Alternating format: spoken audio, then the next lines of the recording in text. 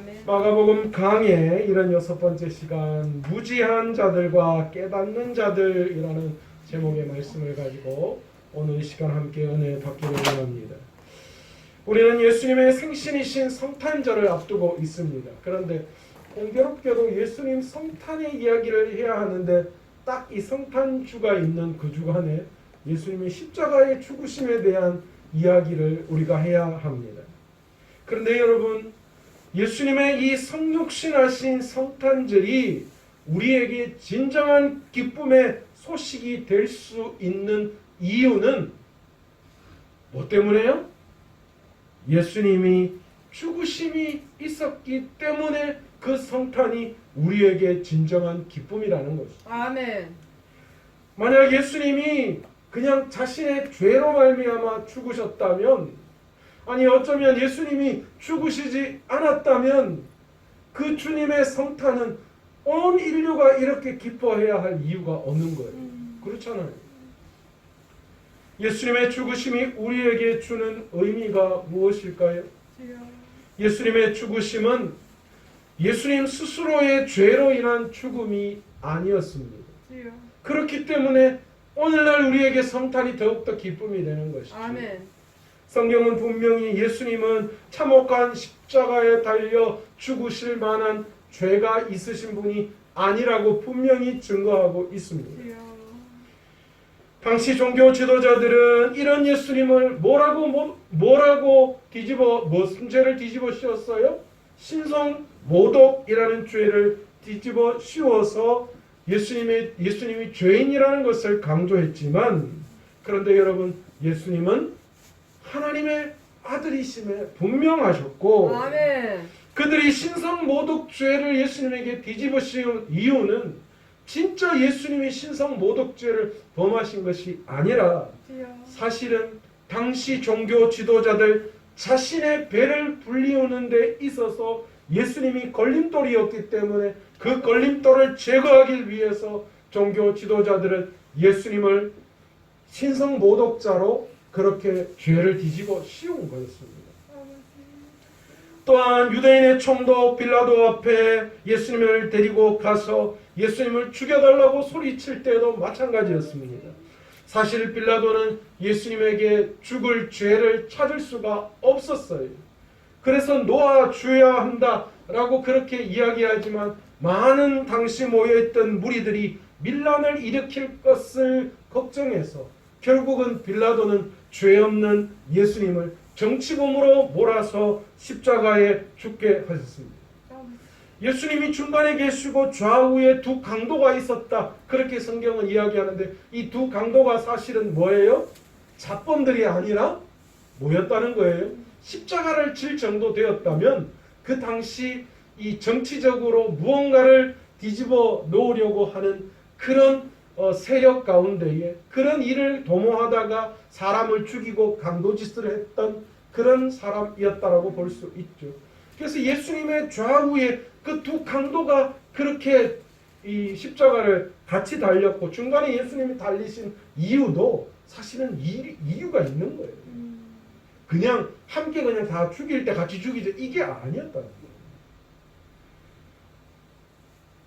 빌라도가 예수님을 정치범으로 몰아서 예수님을 십자가에 죽게 했지만, 그러나 예수님의 죽으심은 결코 신성 모독을 범한 분도 정치범도 아니라 또 더 나아가서는 자신이 죄인이었기 때문에 죄값을 지불하시기 위해서 십자가에 달려 죽으신 분이 아니시라는 거예요. 자신의 죄가 아니라 누구의 죄요? 우리의 죄 때문에 주님은 기꺼이 하나님의 뜻에 따라 십자가에 달려 죽으셨고, 그 십자가의 죽으심이 있기에 오늘 주님의 성육신의 이 성탄절이 우리에게 진정한 기쁨의 소식이 되어지는 거죠. 아멘. 제가 늘 이야기하지만 좋은 말은 다 이단이 갖다 써가지고 기쁜 소식 이런 거 괜히 이단 냄새 나오고 그러잖아요. 여러분, 성탄절이 우리에게 진정한 기쁨은 우리를 위해서 주님이 죽으셨다는 그 사실이 전제되어 있기 때문에 성탄의 기쁨이 우리에게 오는 거예요. 여러분, 오늘 여러분이 기다리고 있는 이제 며칠 있으면 성탄절인데 그 성탄의 기쁨이 여러분의 마음 가운데 지금 없다면 여전히 여러분은 우리를 위해서 날 위해서 십자가에 지신 그 십자가의 죽으심의 의미가 내 안에 지금 살아 숨쉬고 있지 않다는 거예요. 내 안에 십자가의 그 죽으심이 나를 위해서 십자가를 지신 주님의 그 죽으심에 대한 진정한 기쁨이 내 안에 있다면 우리를 위해서 이 땅에 오신 성탄의 그 주님의 기쁨이 오늘 넘쳐날 수밖에 없죠. 아멘. 그냥 단순히 성탄절이구나 캐롤 부르고 끝날 그런 일이 아니라는 거예요. 다른 그 어떤 절기보다도 우리에게 의미 있고 뜻깊은 그런 기쁨의 절기가 될 수밖에 없다는 거죠.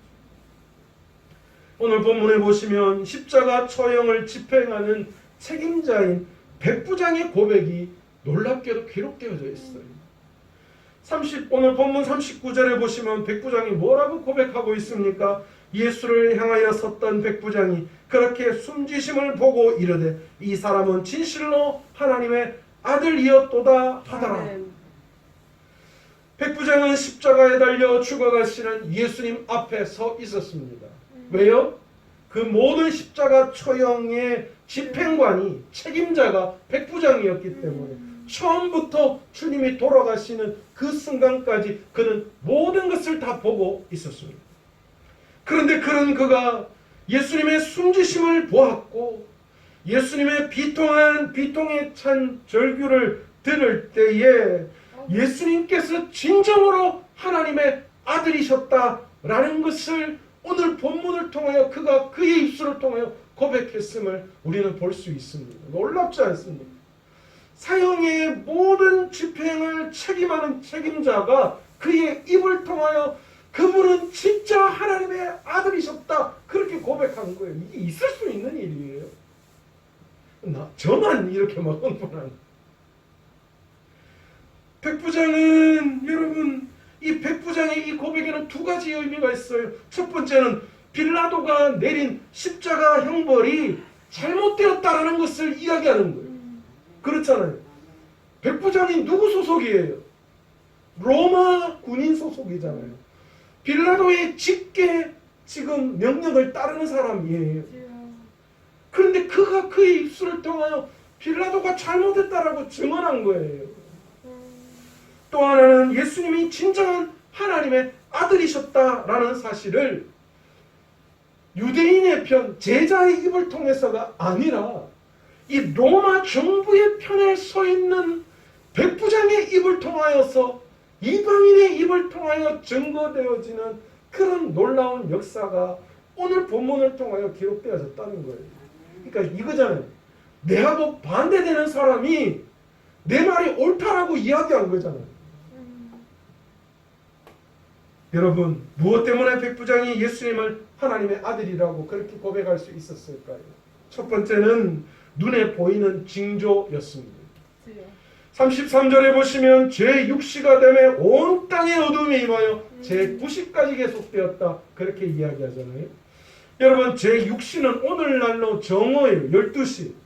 그리고 9시는 오후 3시. 여러분, 12시에서 오후 3시는 어때요?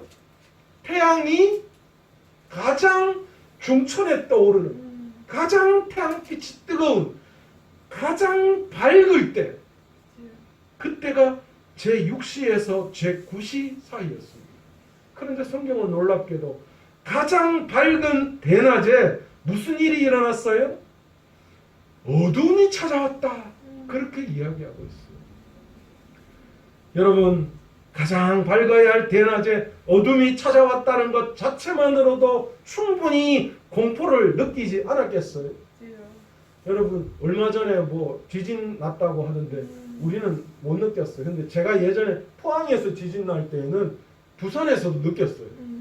그 포항에 지진 났다라는 그 이야기를 한참 하고 있는데 갑자기 부산에서도 지진을 느끼니까요. 우리 애들하고 우리 아내는 기겁을 해가지고 막 당장 지금 빨리 나가자고 막 진짜 세상이 어떻게 되는 것처럼 빨리 나가자고 막 이게 그때 당시에 지진이 일어나면 건물 없는 넓은 공터로 나가야 된다 그랬잖아요. 그래서 좀 나가자는 거예요.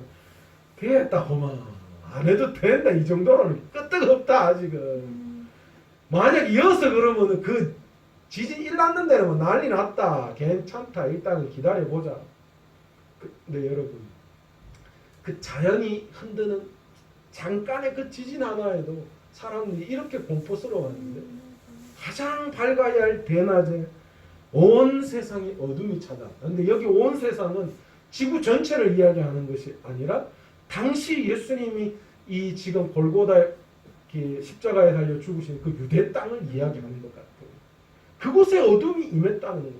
여러분, 그것만으로도 그 사람들에게는 충분히 공포를 가질 수밖에 없어요. 이건 뭔가가 지금 일어나고 있는 것이다라는 생각을 줄 수밖에 없었을 것이고, 또한 유대인들은 그 대낮의 흑암을 경험하면서 언제를 떠올릴 수밖에 없었느냐.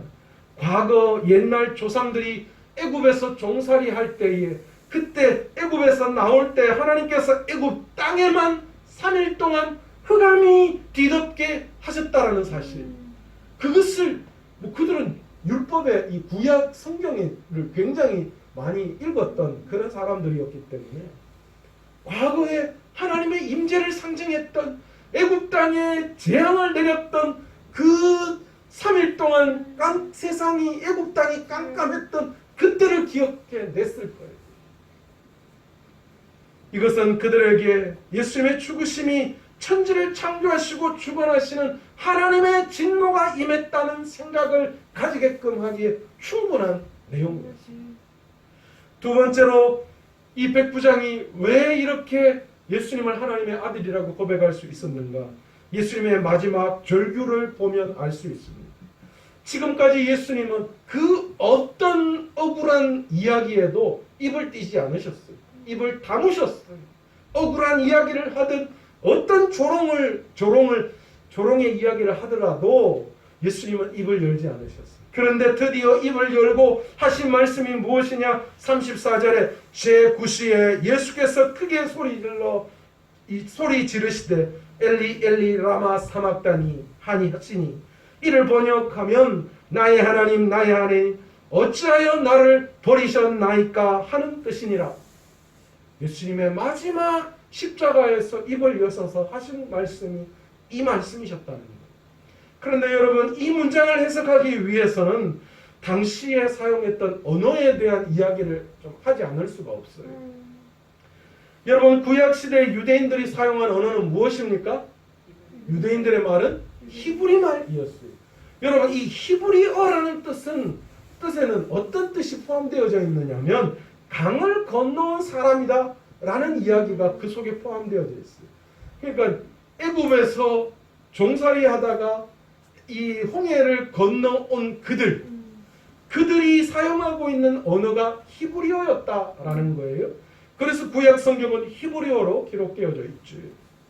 그런데 이 히브리 민족에게 어떤 일이 일어났습니까? 나중에 바벨론 포로 생활을 하게 되었어요. 여러분, 다른 나라의 속국으로 들어가면 그들의 말을 사용할 수 있어요, 없어요? 없죠. 우리나라도 옛날 일제 치하 시대 때 우리말을 잃어버렸잖아요. 이름도 전부 다 일본식으로 했고, 우리 할머니가 그친 거예요. 우리 할머니가 일본어를 굉장히 잘하셨거든요. 외할머니가.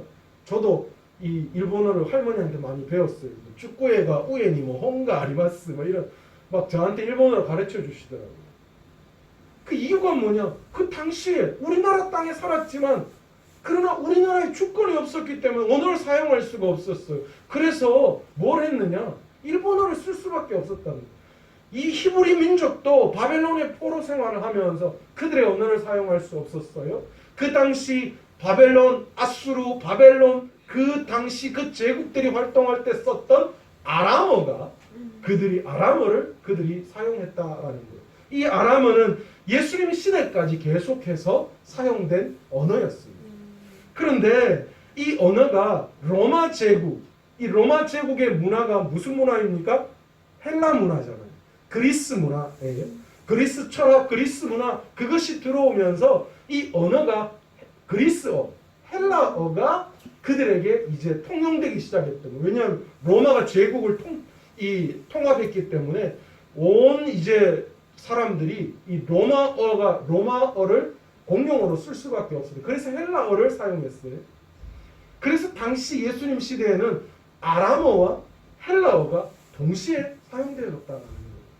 그래서 이 로마 시대에, 신약 시대에 이 세계적 검통어인 헬라어, 이게 어떤 역할을 했느냐, 이 헬라어를 사용하기 때문에 지금까지 그들이 기록되어졌던 성경인 히브리어 성경을 헬라어로 번역하는 그런 일이 그 당시에 일어났다는 거예요. 그래서 성경이 전 세계로 퍼져나가게끔 하는 그런 일들도 있어요.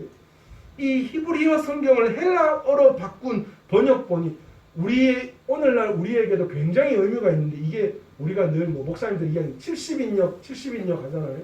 이게 바로 히브리어 성경을 헬라어로 번역한 그 성경을 우린 70인역이라고 이야기하는 거예요. 예수님 시대에는 종교 문서에서만 히브리어를 사용했고, 나머지 일상 속에서는 아람어와 헬라어를 같이 겸하여 사용했습니다. 우리가 잘 알고 있는 성경의 이 아람어는 예를 들자면 달리다굼, 에바다 이런 말이 사실은 다 아람어입니다. 자, 이런 배경에서 오늘 본문을 다시 보면 오늘 예수님이 하신 이 말씀 엘리 엘리 라마 사막다니라고 하는 말은 아람어와 헬라어가 함께 쓰여진 말입니다. 엘리라고 하는 히브리어에서 여기에서 이 엘이라고 하는 말은 하나님을 뜻하는 단어입니다. 여기에서 1인칭 단수 전미어인 리라고 하는 단어가 합쳐져서 엘리라고 이야기하는 건데, 그렇게 되면 뜻이 뭐냐 하면 나의 하나님, 엘리 1인칭 나의 하나님이라는 뜻이에요. 그래서 엘리 엘리 이렇게 반복해서 썼다, 나의 하나님 나의 하나님이라고 썼다는 것은 당시 문학적인 구조로 굉장히 가까운 사이였음을 표현하는 그런 표현을 사용할 때에 반복해서 사용했다라는 거예요. 너와 내가 아주 친하다 그랬을 때 내 친구요 내 친구요 이렇게 이야기해요. 아주 친한 사이다라는 것을 표현할 때 이런 단어를 사용했다라고 합니다. 그리고 뒤에 라마 사막다니라고 하는 말은 아람어입니다. 엘리라고 하는 말은 헬라어고요. 뒤에 라마 사막다니라고 하는 말은 아람어인데, 여기에서 라마라고 하는 말은 왜라는 의문사이고요. 그 다음에 사막다니라고 하는 말은 당신이 나를 버리셨다라고 하는 뜻입니다. 그러니 이것을 번역하면 나의 하나님 나의 하나님 왜 나를 버리셨는가요?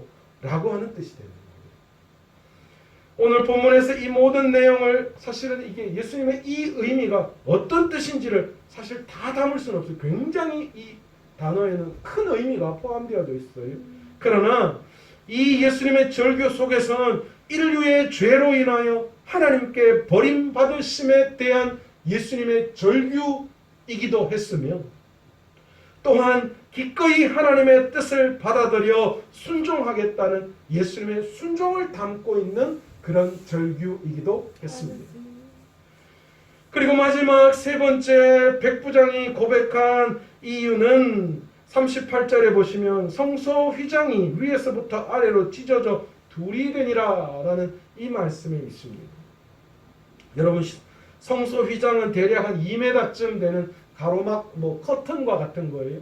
성소와 지성소를 구분해주는 의미입니다. 여러분 이 휘장 안에는 지성소가 있는데, 이 지성소는 오직 대제사장만이 1년에 한 번 들어갈 수 있는 것이고, 그것은 하나님의 임재의 상징이었어요. 그것이 둘로 쪼개어졌다라는 뜻은 무슨 뜻을 의미하는 걸까요? 이 뜻은 이 부패한 유대교를 심판하신다라는 이 하나님의 의미이기도 했고, 진정한 성전 되시는 예수님의 죽으심을 의미하는 뜻이기도 했습니다.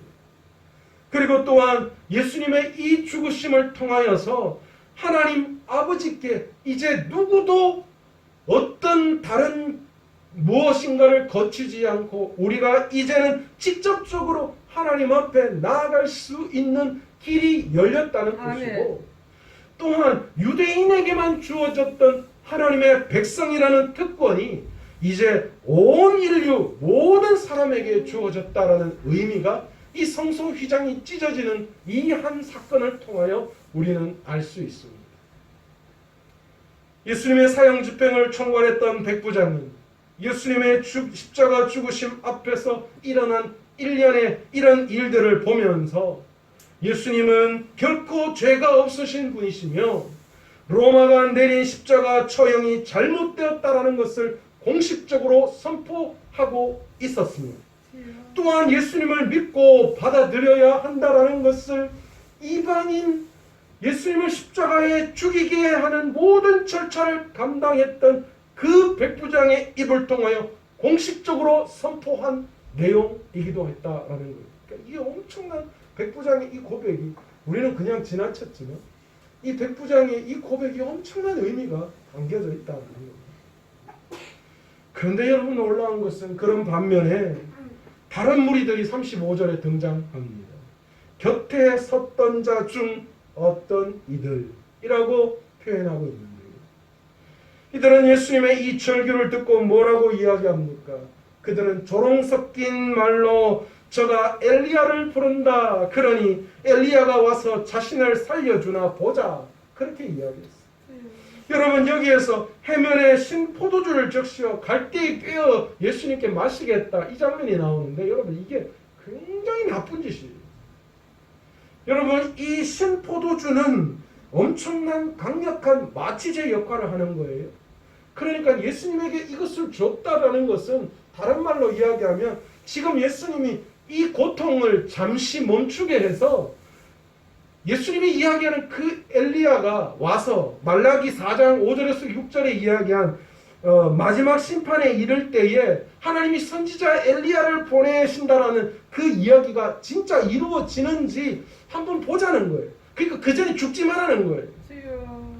그러니까 그들이 지금 그렇게 하면서 그래 과연 진짜 네가 메시아가 맞는지 이 말라기에 이야기했던 그 이야기가 이루어지는지 우리가 지금 한번 기다려보자. 너 지금 죽으면 안 돼. 살아야 돼 지금. 그렇게 지금 행동하고 있는 거예요. 이들은 예수님이 메시아이심을 깨닫지 못해 버려진 자들이 되고 말았습니다. 이 놀라운 십자가 현장에서 예수님의 영광을 깨달은 사람은 유대인도 제자들도 아니었습니다. 십자가 현장에서 예수님이 하나님의 아들이심을 최초로 깨달은 사람은 놀랍게도 로마의 백부장이었습니다. 그리고 멀리서 십자가에 달리신 예수님을 바라보았던 오늘 후반에 나온 여인들이었다라는 거예요. 이 여인들은 놀랍게도 부활하신 예수님의 최초의 목격자가 되는 영광도 그들에게 주어졌습니다. 율법이나 유대교와 아무런 관계가 없던 로마 백부장, 늘 주변인으로 취급되었던 여인들이 예수 그리스도의 영광을 목격하는 특권을 누리게 되었던 것입니다. 또한 예수님의 십자가에 처형하게 했던 공회원 중 하나였던 사람 아리마대 요셉은 6월절 준비일 안식일 전날에는 절대로 시체를 만짐으로써 자기를 부정하게 만들지 말아야 한다라는 그 원칙이 있음에도 불구하고 예수님의 시신을 당돌하게 빌라도에게 가서 내어달라고 요구했고 그 예수님의 시신을 세마포에 사서 장사 지내는 그런 일을 행했던 사람입니다. 이처럼 마가는 예수님의 십자가 사건을 기록하면서 우리가 잘 알고 있는 내용을 떠오르게 합니다. 먼저 된 자가 나중되고 나중된 자가 먼저 되는 상황, 그 상황이 우리에게 일어날 수 있다는 것을 보여주고 있는 거예요. 베드로라 불렸던 시몬 대신 구레네 사람이 예수님의 십자가를 대신 졌습니다. 야고보와 요한 대신에 예수님이 죽으실 때 두 강도가 예수님 옆에 있었고요. 유대인 대신에 로마인이 예수님이 하나님의 아들이심을 증거했고 남자 대신 여자들이 제자들 대신 공회원 중 하나였던 아리마대 요셉이 예수님의 영광을 경험하고 깨닫고 실천하며 부활의 증인이 되는 역사가들이 되었던 것입니다. 우리도 예수님의 십자가를 묵상하고 자기 십자가를 지고 주님을 따르는 각오를 다지지 않는다면 다른 이들이 우리의 자리를 빼앗을 수 있다는 것을 우리는 오늘 이 시간 말씀을 통해 깨달을 수 있습니다. 아멘, 아멘. 우리도 버려진 자들이 될 수 있다는 것입니다. 아버지요. 우리가 신앙생활 여기까지 왔으니까 다인 것 같지만 여러분 그렇지 않더라는 거예요. 주여. 우리가 날마다 주님의 십자가 앞에 나아가 그 주님의 십자가를 붙들지 않는다면 먼저 된 우리가 나중될 수 있고 주여. 우리의 영광의 자리를 다른 사람으로 채우는 그런 일들이 우리의 신앙 가운데 우리의 삶 가운데 나타날 수 있음을 우리는 오늘 말씀을 통하여 깨달을 수 있어야 하는 줄 믿습니다. 아멘. 마가는 베드로와 함께 다니며 동역했던 사람입니다. 그러므로 의도적으로 마가가 베드로와 그 제자들을 비난하기 위해 이렇게 오늘 이 성경을 기록했다라고 볼 수는 없습니다. 오히려 마가복음의 기록은 베드로의 고백이라고 해도 사실은 과하지 않습니다. 베드로는 초대교회의 기둥과 같은 사도였지만 한순간 비겁한 선택으로 인해 영광의 자리를 빼앗겼음을 마가를 통하여서 우리는 마가복음을 통하여 그는 고백하고 있는 셈입니다. 오늘 예수님의 성육신하신 성탄절을 준비하면서 오늘 말씀을 통해서 우리가 다시 한번 교훈을 얻어야 합니다. 주님의 죽으심, 우리를 위한 죽으심이 있었기 때문에 그 성탄이 우리에게 진정한 기쁨이 될 수 있다는 거예요. 아멘. 내가 오늘 성탄을 맞이하면서 내 안에 기쁨이 없다는 것은 나를 위해 죽으신 주님의 그 십자가의 은혜를 내가 제대로 깨닫지 못하고 있다는 증거임을 알 수 있어요. 내가 여기까지 신앙생활하고 왔지만 그러나 내가 내 영광의 자리를 나중된 자들을 통하여서 빼앗길 수도 있다는 것. 주여. 그리고 또한 내가 날마다 주님의 그 십자가를 바라보며 날마다 주님의 십자가를 지고 가는 귀한 그 삶을 쫓아가지 못한다면 우리 또한 버림받을 수 있는 자임을 주여. 우리가 오늘 이 시간 말씀을 통해서 깨달아야 하는 줄 믿습니다. 아멘. 우리에게 주어진 사명을 그러기에 충성스럽게 감당함으로 아멘. 영광의 자리를 빼앗기지 않는 마지막 주님이 부르시는 그날 영광의 그 자리를 바라보며 오늘도 믿음으로 승리하는 저와 여러분의 삶이 되시기를 간절히 축원합니다. 아멘.